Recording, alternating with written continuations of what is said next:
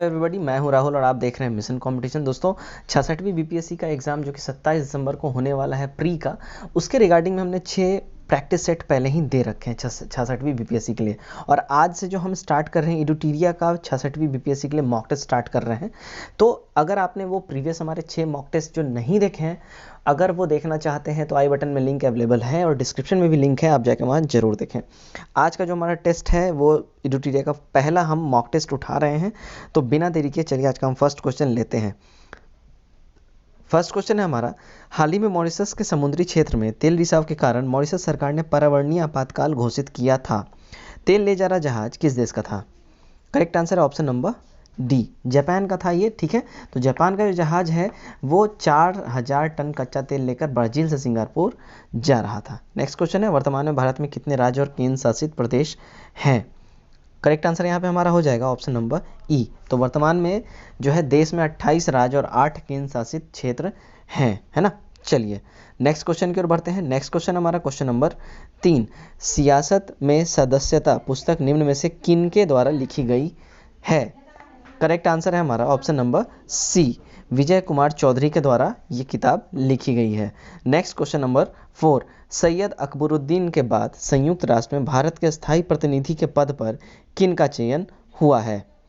Correct answer है option number A, TS Tirumurti का जो है ये संयुक्त राष्ट्र में भारत का स्थायी प्रतिनिधि नियुक्त किया गया है, वह सैयद अकबरुद्दीन के स्थान लेंगे। नेक्स्ट क्वेश्चन नंबर 5, हाल ही में विज्ञान के क्षेत्र का 2020 का विश्व प्रसिद्ध IEEE सिमोन रोमा मेडल पुरस्कार भारत के किन वैज्ञानिकों को प्रदान किया गया है?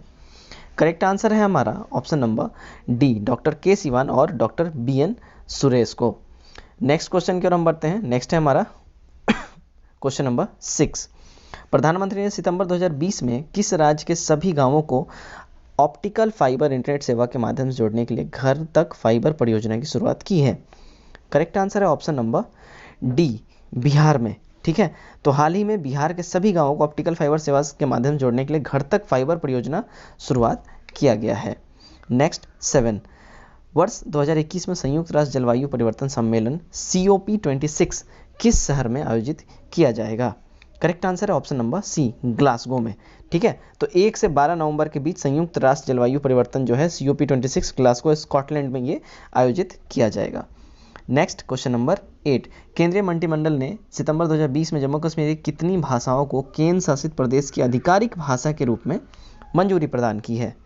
करेक्ट आंसर है हमारा ऑप्शन नंबर डी, 5। ठीक है, तो 5 भाषाओं को उर्दू, अंग्रेजी, हिंदी, कश्मीरी और डोगरी, इन 5 भाषाओं को केंद्र शासित प्रदेश की आधिकारिक भाषा के रूप में मंजूरी प्रदान किया गया है केंद्र सरकार द्वारा। नेक्स्ट क्वेश्चन हम देखते हैं, क्वेश्चन नंबर 9, हाल ही में भारत के पूर्व राष्ट्रपति श्री प्रणब मुखर्जी की कोरोना वायरस से मृत्यु हो गई, वह भारत के राष्ट्रपति कौन से नंबर के थे ये बताना है। Correct answer option number B, 13वें नंबर के ये जो है राष्ट्रपति थे। इनका कार्यकाल था 2012 से 17 तक। ठीक है, चलिए नेक्स्ट क्वेश्चन की ओर बढ़ते हैं। नेक्स्ट क्वेश्चन है हमारा, हाल ही में किस देश के साथ भारत ने बौद्धिक संपदा के क्षेत्र में सहयोग के लिए समझौता ज्ञापन पर हस्ताक्षर किया है?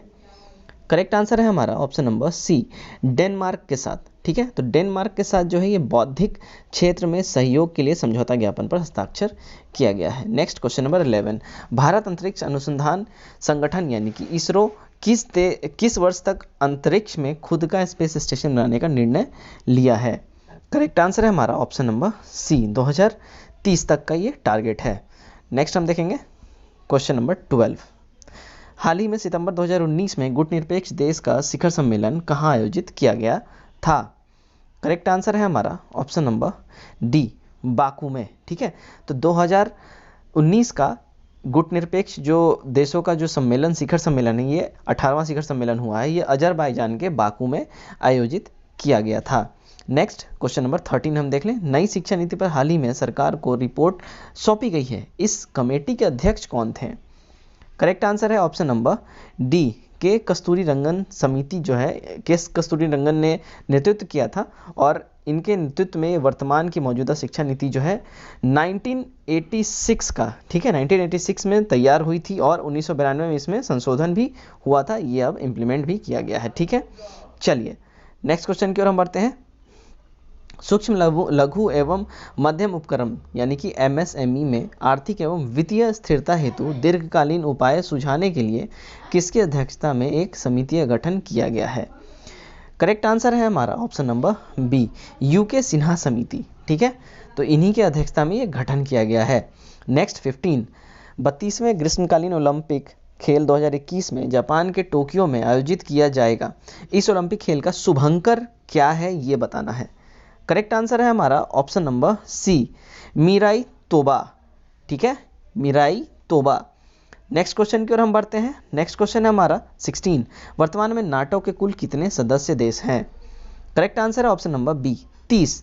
ठीक है, तो वर्तमान में नाटो के कुल 30 सदस्य देश हैं और नाटो का जो है 30वां सदस्य देश मैसिडोनिया है, ये याद रखें। 30वां और आखिरी अभी जो नया बना है वो मैसिडोनिया, जो 2019 में नाटो का शिखर सम्मेलन वाटफोर्ड यूके में हुआ था। ठीक है, चलिए नेक्स्ट क्वेश्चन की ओर हम बढ़ते हैं। 17, निम्न में से बिहार के किस वस्तु को जीआई टैग प्रदान नहीं किया गया है? करेक्ट आंसर है ऑप्शन नंबर यहाँ पे ई हो जाएगा। ठीक है, तो अब तक बिहार में जो है जीआई टैग प्रदान किया गया है मुजफ्फरपुर की शाही लीची को, भागलपुर का कतरनी चावल, तीसर सिल्क, जदालू आम, नवादा का मगही पान, सिक्की कला, सुजनी मधुबनी और पेंटिंग जो मधुबनी पेंटिंग जो है, और एप्लिक जो वर्क है मधुबनी की तरफ, इन सबको जीआई टैग प्रदान किया गया है। नेक्स्ट क्वेश्चन है question number 18, let us dream पुस्तक के लेखक कौन है? करेक्ट आंसर है हमारा option number B, pope Francis जो है लेट अस ड्रीम पुस्तक के ये लेखक हैं। नेक्स्ट क्वेश्चन की ओर हम बढ़ते हैं। नेक्स्ट क्वेश्चन है हमारा क्वेश्चन नंबर 19, हाल ही में किस भारतवंशी को अमेरिका में डेमोक्रेटिक पार्टी की तरफ से उपराष्ट्रपति का उम्मीदवार बनाया गया है? करेक्ट आंसर है ऑप्शन नंबर सी, कमला हैरिस को। नेक्स्ट क्वेश्चन, क्वेश्चन नंबर 20, हाल ही में पटना हाई कोर्ट के मुख्य न्यायाधीश के पद पर चयनित होने वाले संजय करोल इससे पहले किस हाई कोर्ट के मुख्य न्यायाधीश के रूप में कार्यरत थे? करेक्ट आंसर है हमारा option number C, Tripura high court के। नेक्स्ट, किस राज्य द्वारा नगरोत्थान योजना शुरू की गई है? करेक्ट आंसर है हमारा ऑप्शन नंबर बी, कर्नाटक के द्वारा। ठीक है, चलिए नेक्स्ट क्वेश्चन 22, कौन सा दिवस दक्षिण सहयोग के लिए अंतर्राष्ट्रीय दिवस के रूप में मनाया जाता है? करेक्ट आंसर है ऑप्शन नंबर ए, 12 सितंबर। तो 12 सितंबर जो दक्षिण सहयोग यानी international day for south south corporation के रूप में अंतर्राष्ट्रीय दिवस के रूप में ये मनाया जाता है। नेक्स्ट 23, आईसीसी एक दिवसीय क्रिकेट विश्व कप 2023 का आयोजन किस देश में होगा? करेक्ट आंसर है हमारा ऑप्शन नंबर सी, इंडिया में ये होना है। और यहाँ पे ध्यान रखने वाली जो बात है ये याद रखें, 13वां आईसीसी पुरुष एक दिवसीय विश्व कप जो है क्रिकेट विश्व कप ये 2023 में इंडिया में ही होने वाला है। 12वां आईसीसी महिला एक दिवसीय क्रिकेट विश्व वर्ल्ड कप जो है ये 2021 में ही होना है, नेक्स्ट ईयर ये न्यूजीलैंड में होना है। और नेक्स्ट क्वेश्चन हमारा क्वेश्चन नंबर 24, निम्नलिखित में से कौन सा देश जो है संघाई सहयोग संगठन एससीओ का सदस्य नहीं है?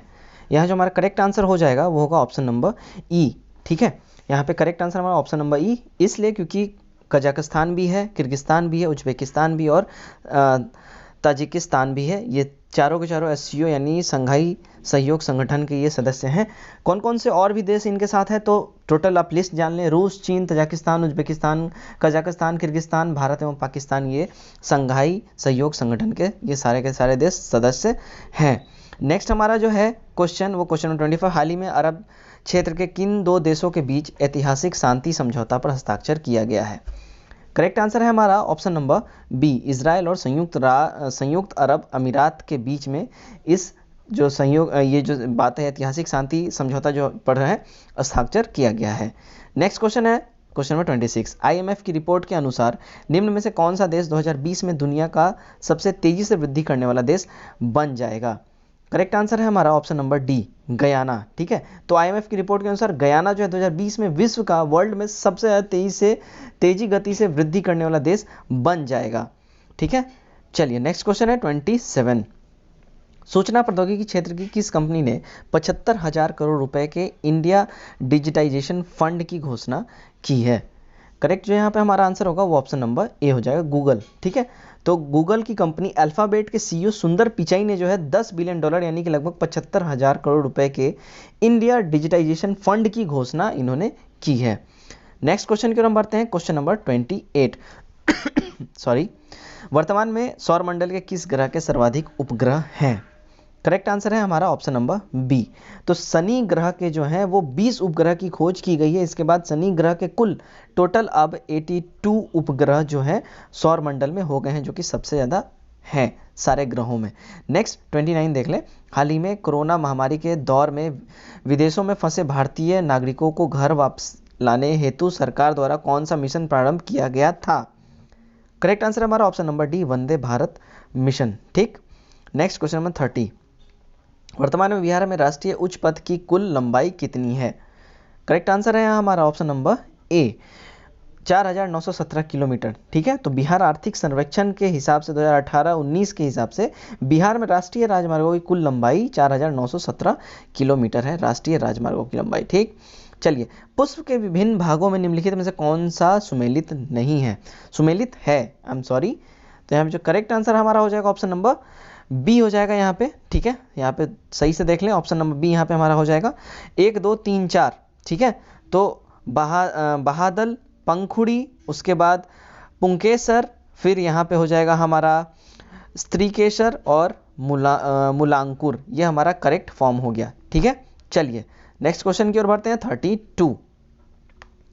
जल विद्युत का उत्पादन किस सिद्धांत पर कार्य करता है? करेक्ट आंसर हमारा यहाँ पे हो जाएगा ऑप्शन नंबर सी, एक और दूसरा। ठीक है, तो गुरुत्वीय स्थितिज ऊर्जा पहला और सेकंड ऊर्जा संरक्षण सिद्धांत, इन दो पॉइंट्स पे जल विद्युत उत्पादन जो है ये काम करता है। नेक्स्ट, नीचे दी गई सूची से मिलान करें और दो को सूचीबद्ध करें और सही का उत्तर दें।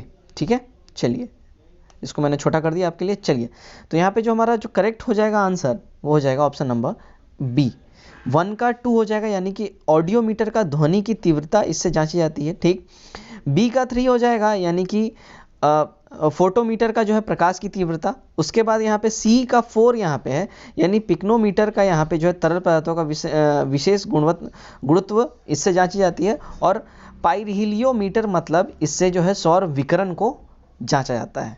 ठीक है, चलिए नेक्स्ट क्वेश्चन की ओर मूव करेंगे। Question number 34। ओके, चलिए क्वेश्चन नंबर 34 हम देखेंगे। गिरने के दौरान बारिश की बूंदें कैसे गिरती हैं? करेक्ट आंसर है ऑप्शन नंबर डी, एक समान त्वरण के साथ वो नीचे गिरती हैं। संवेग की इकाई क्या है? करेक्ट इसका आंसर हो जाएगा option number C, kilogram metre second. ठीक है, चलिए नेक्स्ट 36। द्रव के ऊपरी तल पर द्रव का दाब कितना होता है? करेक्ट आंसर यहाँ पे हो जाएगा ऑप्शन नंबर ई, द्रव के ऊपरी तल पर जो है द्रव का दाब 0 होता है, 0। ठीक है, चलिए नेक्स्ट, किसी भी यौगिक का ऑक्सीकरण संख्या क्या होता है?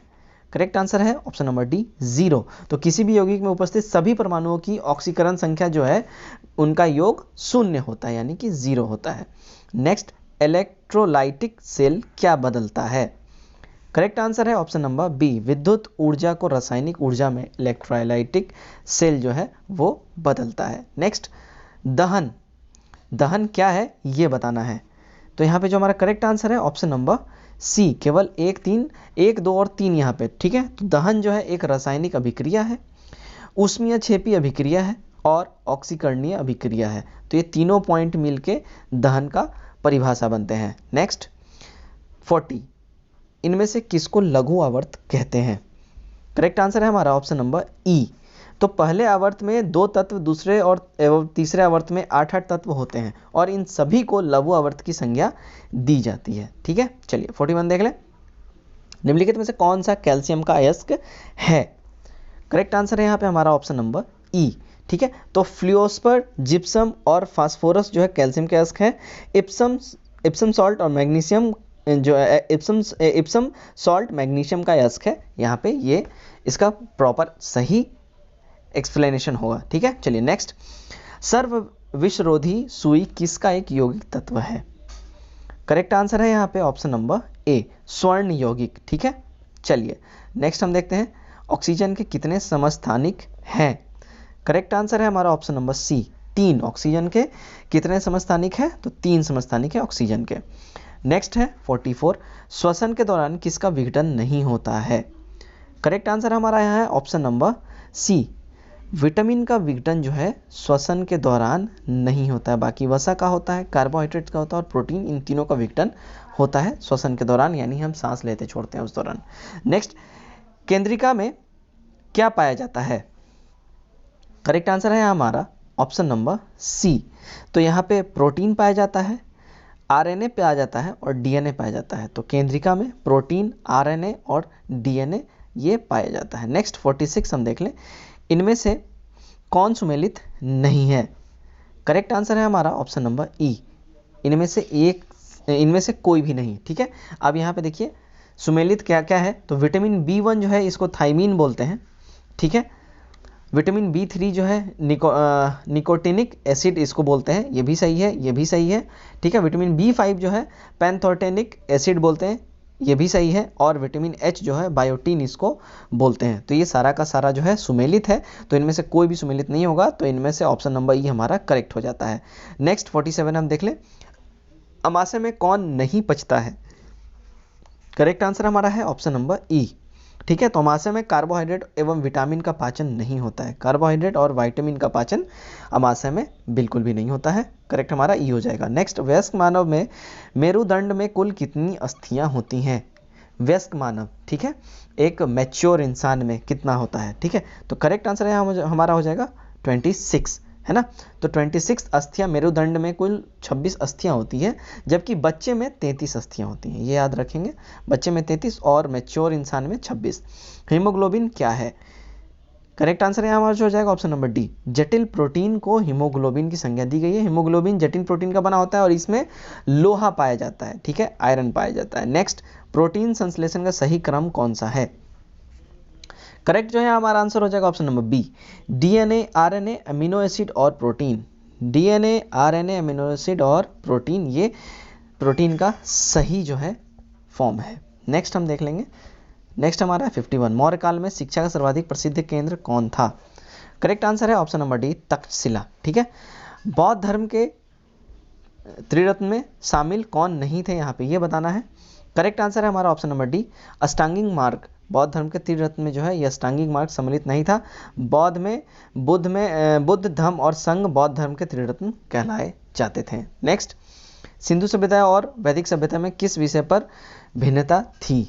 ठीक है, तो यहाँ जो हमारा करेक्ट आंसर हो जाएगा ऑप्शन नंबर ई हो जाएगा। ठीक है, तो दोनों सभ्यता में उपयुक्त सभी विषयों पर भिन्नता थी, सभी पे भिन्नता है। ठीक है ना, शहरी जीवन में भी है, लिपि के प्रयोग में भी है, लोहे के प्रयोग में भी और मृद भांडों के प्रयोग में भी, सब में भिन्नता है। नेक्स्ट 54, कलिंग विजय का वर्णन अशोक के किस शिलालेख में है? करेक्ट आंसर है ऑप्शन नंबर डी। ठीक है, तो यहाँ पे 13वां शिलालेख में जो है कलिंग विजय का वर्णन है। तो कलिंग विजय का वर्णन 13वें शिलालेख में है और ये घटना अशोक के शासन के 8वें वर्ष यानी कि 261 BC में ये जो है घटित हुई थी, जिसके बाद अशोक ने धम्म का मार्ग अपना लिया था। ठीक है, चलिए नेक्स्ट क्वेश्चन, सूची 1 को सूची 2 से मिलाना है। यहाँ पे हम देख लेते हैं, है ना। चलिए सूची 1 को सूची 2 से यहाँ पे मिलाना है। यहाँ पे देखिए क्या है, प्रतिहार, तंजौर, चोल, अनहिल, वाड़ और पड़मार, धारा और सोलंकी, कन्नौज, सही यहाँ पे मिलान बैठाना है। तो यहाँ पे जो करेक्ट आंसर हो जाएगा ऑप्शन नंबर डी हमारा हो जाएगा। 1 का डी है, ठीक है, यानी कि आपको प्रतिहार, कन्नौज, उसके बाद 2 का ए है, चोल, तंजौर, उसके बाद ए का 3 है ना, 3 का सी है, तो 3 का सी यहाँ पे हमारा धारा है, परमार धारा, और 4 का बी है, ठीक है, यानी कि सोलंकी यानी अनहिल वार्ड। ठीक है, तो ये हमारा करेक्ट मिलान हो जाता है। नेक्स्ट क्वेश्चन हम देखेंगे 56, थोड़ा सा जूम कर लो आपके लिए। ओके, बहुत बढ़िया। चलिए, गुप्त काल से संबंधित चित्रांकन गुफा कौन सी है ये बताना है। तो हमारा जो यहाँ पे करेक्ट आंसर है ऑप्शन नंबर ई है। ठीक है, तो बाघ एवं अजंता की गुफाएं जो गुप्त काल संबंधित है, जिसमें गुफा चित्रांकन का प्रमाण मिलता है। ठीक है, बाघ की गुफाएं और अजंता की गुफाएं, ये दोनों जो है गुप्त काल से संबंधित हैं। नेक्स्ट 57 देख ले, अरबों द्वारा सिंध विजय की जानकारी कहाँ मिलती है ये बताना है। Correct answer option number C, Chachnama में। ठीक है, नेक्स्ट 58, अमीर कोही विभाग की शुरुआत की थी किसने? करेक्ट आंसर हमारा हो जाएगा ऑप्शन नंबर बी, मोहम्मद बिन तुगलक ने अमीर कोही विभाग की इसने शुरुआत की थी। तो इसने क्यों किया था? मोहम्मद बिन तुगलक ने जो कृषि की उन्नति के लिए एक नया विभाग जो बनाया था, जिसका नाम इसने रखा था अमीर कोही, कृषि के उन्नति के लिए। ठीक है, चलिए नेक्स्ट है हमारा 59, यहाँ हम देख लें, जहांगीर महल स्थित है, कहाँ पे जहांगीर महल स्थित है वो बताना है। करेक्ट आंसर है हमारा ऑप्शन नंबर ए, आगरा में। तो जहांगीर महल जो है आगरा किले में ये स्थित है। नेक्स्ट हम देख लें, नेक्स्ट है हमारा क्वेश्चन नंबर 60, किस मुगल शासक ने तंबाकू के प्रयोग पर प्रतिबंध लगाया था? करेक्ट आंसर हमारा हो जाएगा ऑप्शन नंबर डी, जहांगीर ने। नेक्स्ट देख लें, शाहनामा के लेखक कौन थे? करेक्ट आंसर है ऑप्शन नंबर सी, इनायत खां।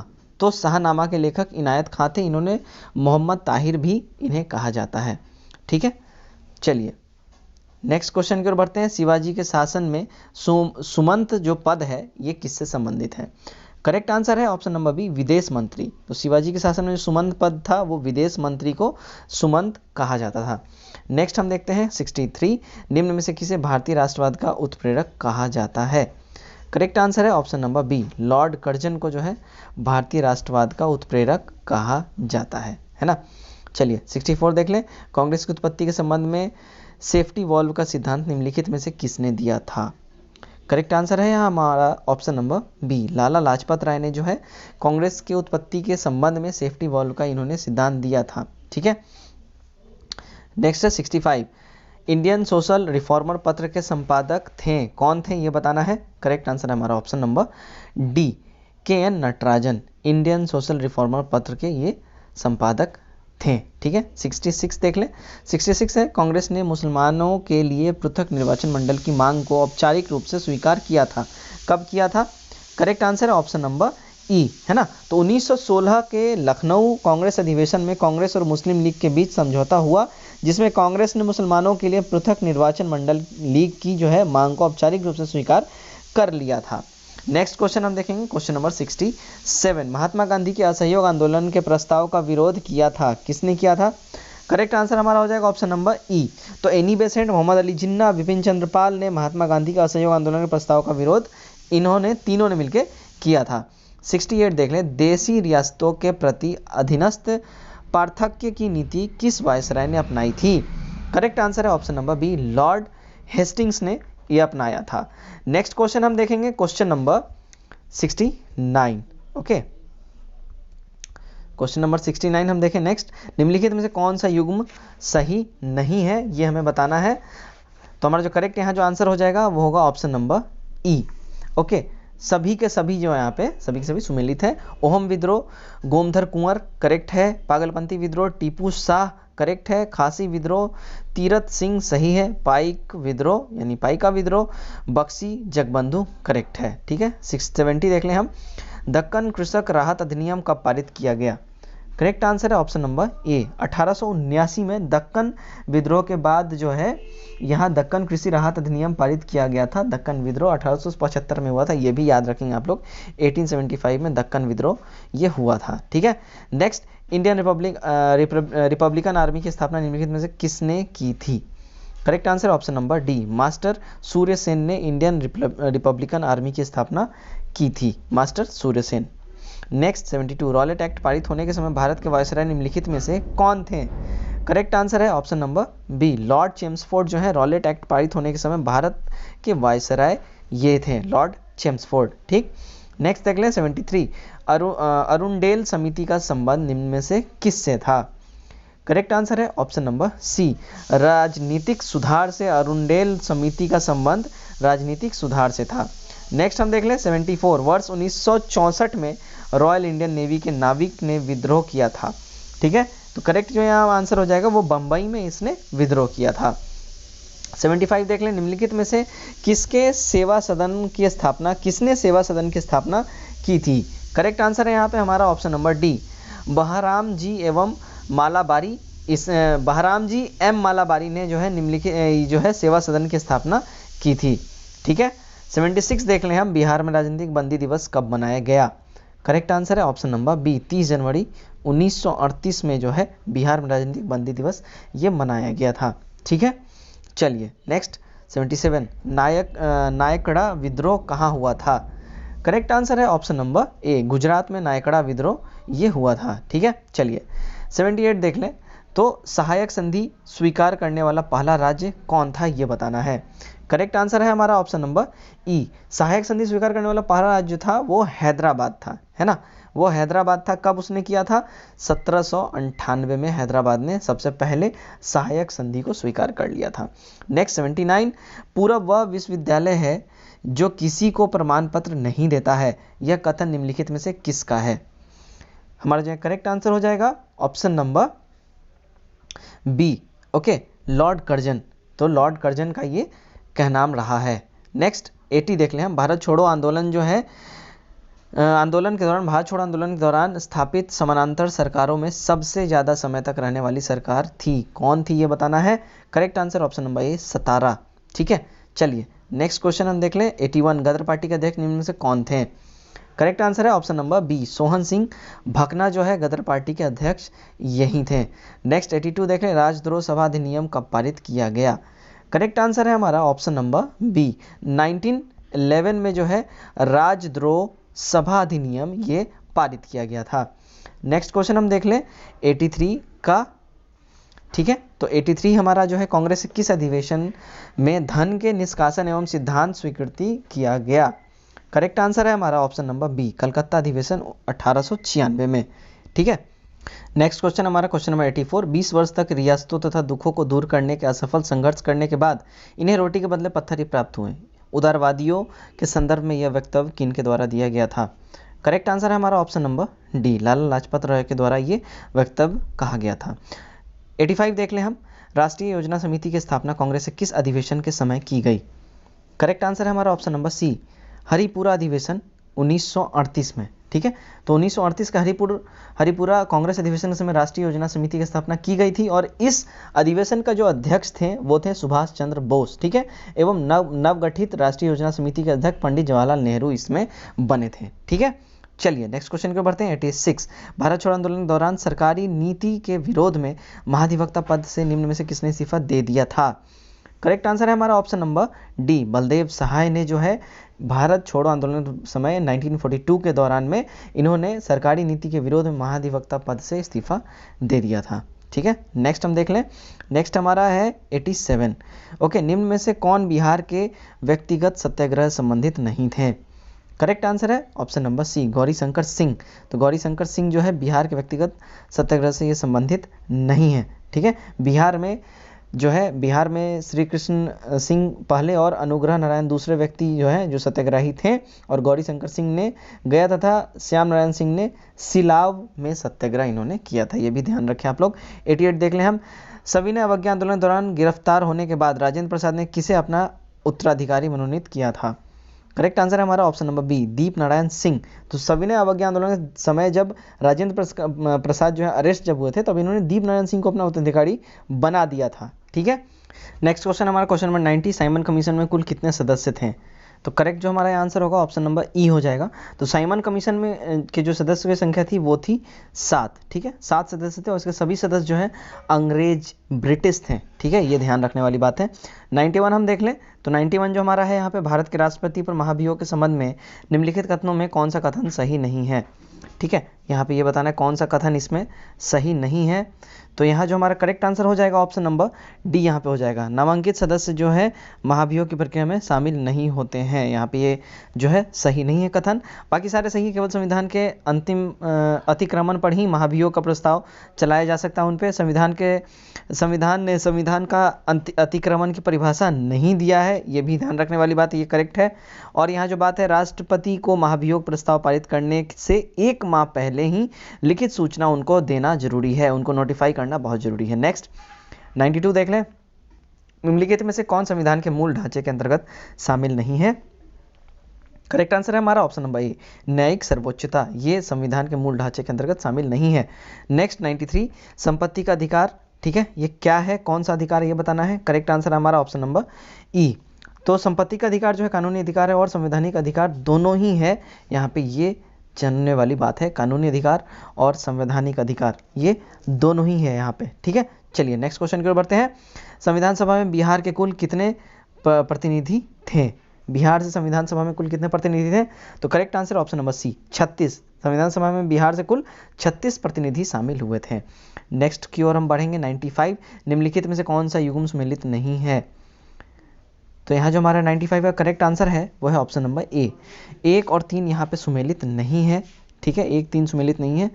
विधि द्वारा स्थापित प्रक्रिया जो है ये जापान से लिया गया है, ठीक है, और द्विसदनीय जो सिस्टम है वो ब्रिटेन से लिया गया है, ठीक है। चलिए 96 देख लें हम।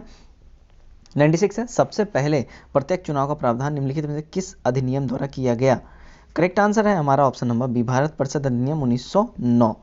निम्नलिखित में से किसके वेतन एवं भत्ते भारत के संचित निधि पर भारित व्यय में शामिल हैं। करेक्ट आंसर है ऑप्शन नंबर डी, नियंत्रक एवं महालेखा परीक्षक यानी controller and auditor general. Next 98, उच्चतम न्यायालय की पुनर्विलोकन शक्ति का वर्णन निम्नलिखित में से किस अनुच्छेद में है। करेक्ट आंसर है यहाँ हमारा ऑप्शन नंबर डी, अनुच्छेद 137। तो 137 तहत उच्च न्यायालय को जो है अपने स्वयं के फैसले की समीक्षा करने की शक्ति इनको प्राप्त है। यह न्यायिक पुनर्विलोकन से भिन्न है, ये भी ध्यान रखने वाली बात है, न्यायिक पुनर्विलोकन से ये भिन्न शक्ति है, अलग है। नेक्स्ट 99 हम देख लें। निम्नलिखित में से कौन सा अधिकार संविधान के अनुच्छेद 21 के अंतर्गत एक मौलिक अधिकार नहीं है। करेक्ट आंसर है यहाँ हमारा हो जाएगा ऑप्शन नंबर ई, इनमें से कोई भी नहीं, ठीक है। तो इस जितने भी दिए हुआ है, ठीक है ना, तो यहाँ अनुच्छेद 21 के तहत मौलिक अधिकार है, ठीक है। अनुच्छेद 21 के तहत सारे के सारे मौलिक अधिकार हैं, उपरोक्त सभी जो हैं जितने भी हैं सारे अनुच्छेद 21 के तहत मौलिक अधिकार है। आश्रय का अधिकार, स्वास्थ्य का अधिकार, शयन का अधिकार, विदेश यात्रा का अधिकार, सब आर्टिकल 21 के तहत मौलिक अधिकार है। नेक्स्ट 100 देख लें। निम्नलिखित में से संविधान के किस अनुच्छेद में शिक्षा से संबंधित उपबंध का उल्लेख नहीं है। करेक्ट आंसर है ऑप्शन नंबर ई। तो संविधान के उपयुक्त सभी अनुच्छेदों में शिक्षा के संबंध उपबंधों का वर्णन है ना। तो यहाँ पे बात है सभी के सभी में है, ठीक है। नेक्स्ट क्वेश्चन की ओर हम बढ़ेंगे। नेक्स्ट है 101, साधारण विधेयक को जिसे राज्य विधानसभा ने पारित कर दिया है, राज्य विधान परिषद पहली बार में कितने समय तक रोक सकती है। करेक्ट आंसर ऑप्शन नंबर ई, ठीक है। तो राज्य विधानसभा द्वारा पारित अगर कोई साधारण विधेयक को राज्य विधान परिषद ज़्यादा से ज़्यादा रोकना चाहे तो वो 4 महीने के लिए रोक सकती है। पहली बार में विधेयक को 3 माह और दूसरी बार में 1 माह के लिए रोका जा सकता है, टोटल 4 महीना, ठीक है। नेक्स्ट है क्वेश्चन नंबर 102, नीति कटौती प्रस्ताव के संबंध में निम्नलिखित में से क्या सही नहीं है। तो हमारा जो है करेक्ट आंसर हो जाएगा वह है ऑप्शन नंबर ई, ठीक है। तो नीति कटौती प्रस्ताव जो है सरकार की नीति के प्रति असहमति को व्यक्त करती है। इसमें कहा जाता है कि मांग की राशि 1 रुपये कम कर दी जाए, ठीक है। चलिए नेक्स्ट 103, लोकसभा चुनाव के दौरान चुनाव प्रचार समाप्त हो जाता है कितने समय पहले, ये बताना है। करेक्ट आंसर है हमारा ऑप्शन नंबर सी, 48 घंटे पहले, है ना। चुनाव से, मतदान से 48 घंटे पहले बंद हो जाता है। 104 देख लें। निम्नलिखित में से संविधान के कौन से अनुच्छेद में राष्ट्रीय पिछड़ा वर्ग आयोग का उल्लेख है। करेक्ट आंसर है ऑप्शन नंबर डी, अनुच्छेद 338 बी में। 105 देख लेते हैं हम। निम्नलिखित में से किस समिति ने सबसे पहले पंचायतों में महिला आरक्षण की सिफारिश की थी। करेक्ट आंसर है ऑप्शन नंबर सी, पीके थुंगन समिति। नेक्स्ट 106, निम्नलिखित में से कौन सा एक विदेशी प्रत्यक्ष निवेश में शामिल नहीं होगा। करेक्ट आंसर है ऑप्शन नंबर डी, पोर्टफोलियो निवेश, ठीक है। 107 देख लें। निम्नलिखित में से कौन सा एक विश्व बैंक समूह में शामिल नहीं है। करेक्ट आंसर है हमारा ऑप्शन नंबर डी, व्यापार एवं प्रशुल्क पर सामान्य समझौता जो है ये जो है विश्व बैंक समूह में शामिल नहीं है, ठीक है। चलिए नेक्स्ट 108, रुपए की परिवर्तनीयता का क्या तात्पर्य है, क्या मतलब है। करेक्ट आंसर है हमारा हो जाएगा ऑप्शन नंबर ए, रुपए को अन्य मुद्रा में परिवर्तित करने हेतु अनुमति, ठीक है। तो रुपए को अन्य मुद्राओं में जो है परिवर्तित करने, बदलने की अनुमति को रुपए परिवर्तनीयता कहते हैं, ये हमेशा याद रखें आप लोग। नेक्स्ट 109 देख लें हम। 109 है हमारा, सकल राज्य घरेलू उत्पाद ग्रॉस स्टेट डोमेस्टिक प्रोडक्ट पर नई श्रृंखला के आंकड़ों के अनुसार 2018-19 में स्थिर मूल्य पर बिहार की अर्थव्यवस्था की वृद्धि दर कितनी थी। करेक्ट आंसर है ऑप्शन नंबर ए, 15.01%, ठीक है। नेक्स्ट 110, कुदनकुलम परियोजना किस राज्य में स्थित है। करेक्ट आंसर है ऑप्शन नंबर सी, तमिलनाडु में, ठीक है।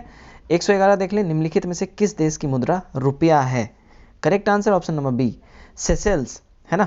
सेशेल्स की जो मुद्रा है वो क्या है, रुपया है ना। उसके बाद बांग्लादेश की मुद्रा क्या है, टका। उसके बाद भूटान की मुद्रा नगल्ट्रम, सेशेल्स की रुपया और मालदीव की रुफिया, है ना। चलिए नेक्स्ट क्वेश्चन हमारा 112, निम्न में से किस समिति का संबंध मुद्रा आपूर्ति की अवधारणा में परिवर्तन से है। करेक्ट आंसर है option number C, YV Reddy समिति। नेक्स्ट 113, वर्तमान समय में रेपो दर क्या है? करेक्ट आंसर हमारा है option number B, 4% repo rate है करंट समय में। ठीक है, बिहार में सबसे ज़्यादा एवं सबसे कम शहरीकरण की दर के युग्म को चुनिए।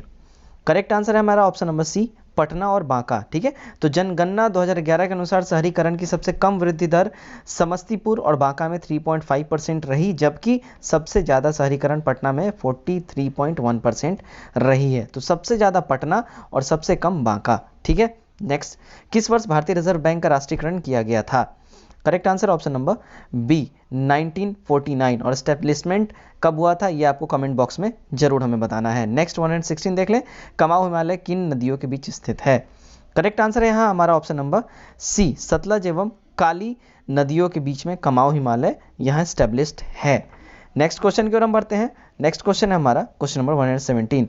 2011 की जनगणना के अनुसार निम्नलिखित जनजातियों को घटते हुए क्रम में जो है सजाना है। करेक्ट आंसर यहाँ पे हमारा है ऑप्शन नंबर ए, भील, गोंड, संथाल और नकदा। ठीक है, नेक्स्ट की ओर हम बढ़ेंगे। नेक्स्ट हमारा है क्वेश्चन नंबर 118, निम्नलिखित में कौन सी नदी भूमि बंधित है? करेक्ट आंसर है ऑप्शन नंबर डी, लूनी नदी। नेक्स्ट, निम्नलिखित में कौन सी विशेषता भारतीय कृषि की नहीं है? करेक्ट आंसर है यहाँ हमारा ऑप्शन नंबर ई यहाँ पे हो जाएगा, क्योंकि मानसून पर निर्भरता एवं निम्न उत्पादकता भारतीय कृषि की विशेषता है। ये हमेशा याद रखें, सबसे कम उत्पादकता, परंतु भारत में बड़े जोतों की तुलना में छोटे जोत अधिक हैं, है ना। साथ ही भारत में सहकारी खेती की प्रधानता नहीं है, ये समझने वाली बात है। नेक्स्ट 120 हम देख लें। 120 है हमारा, मरुस्थलीय वन के संबंध में गलत कथन का चयन करें। करेक्ट आंसर है यहाँ हमारा ऑप्शन नंबर ए, जहां वर्षा 75 सेंटीमीटर से कम होती है। ठीक है, चलिए नेक्स्ट 121 हम देख लेते हैं। शीत ऋतु में भारत की उत्तरी भाग में वर्षा होती है, क्यों होती है बताना है। करेक्ट आंसर है हमारा ऑप्शन नंबर सी, पश्चिमी विक्षोभ के कारण। ठीक है, 122 देख लें हम। यदि 10 डिग्री पूर्वी देशांतर पर 2 बजे दोपहर बज रहा है तो 45 डिग्री पूर्वी देशांतर पर क्या समय हो रहा होगा, ये बताना है हमारा। करेक्ट आंसर है यहाँ ऑप्शन नंबर सी, 4:20। ठीक है, चलिए नेक्स्ट क्वेश्चन हमारा है, निम्न कथनों में विचार करें। ठीक है, तो यहाँ पे जो निम्न कथन क्या है, देखिए, काली मिट्टी कपास के लिए उपयुक्त है। दूसरा कथन है, काली मिट्टी में ह्यूमस, नाइट्रोजन एवं फास्फोरस की कमी पाई जाती है। अब यहाँ कथन यहाँ पे क्या है, तो हमारा ऑप्शन नंबर ए और बी दोनों का दोनों सही यहाँ पे स्टेटमेंट है। ठीक है, चलिए नेक्स्ट 124 देख लेते हैं। निम्न में कौन क्षोभ मंडल के संबंध में सही नहीं है? करेक्ट आंसर है यहाँ ऑप्शन नंबर ई, तो मौसम संबंधी घटनाएं क्षोभ मंडल में घटित होती है। ठीक है, और मौसम संबंधी में जैसे वर्षा, आंधी, बादल बनना आदि सभी कथन जो है यहाँ पे उस हिसाब से तो सभी के सभी कथन सारे स्टेटमेंट सही हैं। ठीक है, चलिए नेक्स्ट हम देख लेते हैं 125, निम्नलिखित में से किस ग्रह के पास कोई भी उपग्रह नहीं है? करेक्ट आंसर है हमारा ऑप्शन नंबर ई, है ना। तो बुध एवं शुक्र ऐसे 2 ग्रह हैं जिनके उपग्रह नहीं है। बुध के नहीं है, शुक्र के जो है शुक्र के उपग्रह नहीं है, बाकी पृथ्वी के हैं उपग्रह, चांद और अरुण के भी हैं। ठीक है, चलिए नेक्स्ट क्वेश्चन की ओर हम बढ़ते हैं। नेक्स्ट हमारा 126, सचिंद्रनाथ सन्याल ने पटना अनुशीलन समिति की शाखा की स्थापना कब की? करेक्ट आंसर है ऑप्शन नंबर सी, 1913 में। नेक्स्ट क्वेश्चन है 127, 1938 में किसने बिहार में मोमीन कांग्रेस की स्थापना की? करेक्ट आंसर है option number B, Abdul Qayyum Ansari. तो कांग्रेस के प्रति स्वाभिव्यक्ति मेमिन कांग्रेस की स्थापना, उसके कांग्रेस का जेरोक्स ही मान लीजिए, इसकी स्थापना 1938 में अब्दुल कय्यूम अंसारी ने की थी बिहार में। बिहार के पहले अंग्रेजी अखबार द बिहार हेराल्ड का प्रकाशन किसने किया था? करेक्ट आंसर ऑप्शन नंबर ए, गुरु प्रसाद सेन ने। ठीक है, और ये कब किया था, तो 1875 में इन्होंने बिहार हेराल्ड पत्र का प्रकाशन इन्होंने किया था। ठीक है, नेक्स्ट 1923 क्वेश्चन नंबर 129, तो 1923 ईस्वी में स्वराज दल की बिहार शाखा के नेता चुने गए थे, कौन?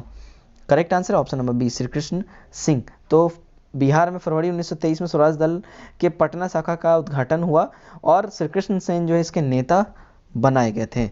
घोंघा झील बिहार के किस जिले में स्थित है? करेक्ट आंसर है ऑप्शन नंबर ए, कटिहार जिले में। नेक्स्ट, बिहार में बाढ़ के कारणों में कौन सा सही नहीं है कारण, ये बताना है। करेक्ट आंसर है यहाँ ऑप्शन नंबर डी, बहुउद्देशीय परियोजनाएं।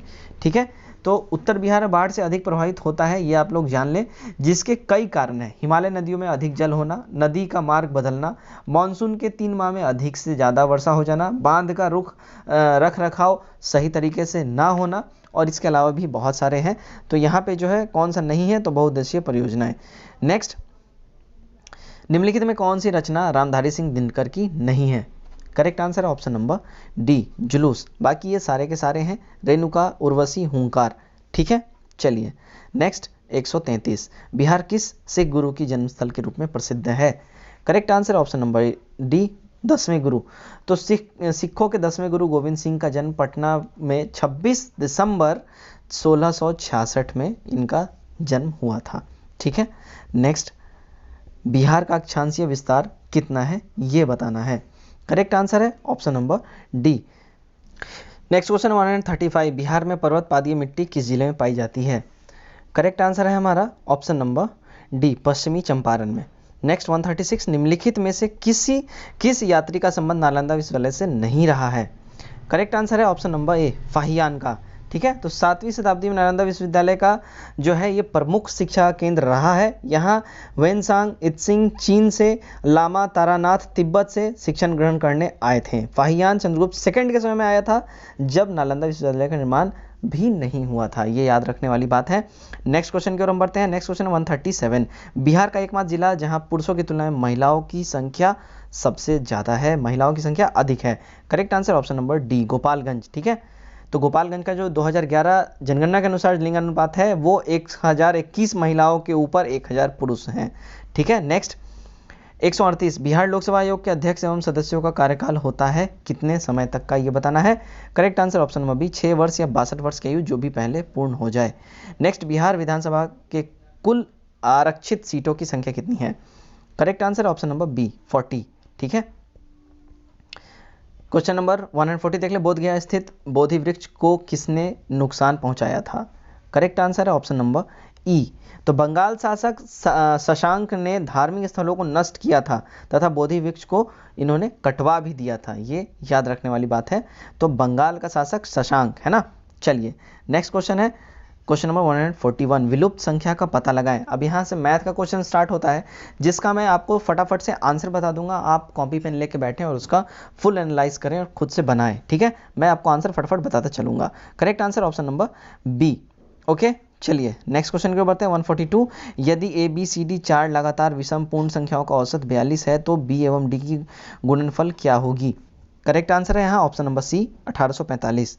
ठीक है, चलिए नेक्स्ट क्वेश्चन की ओर हम बढ़ते हैं।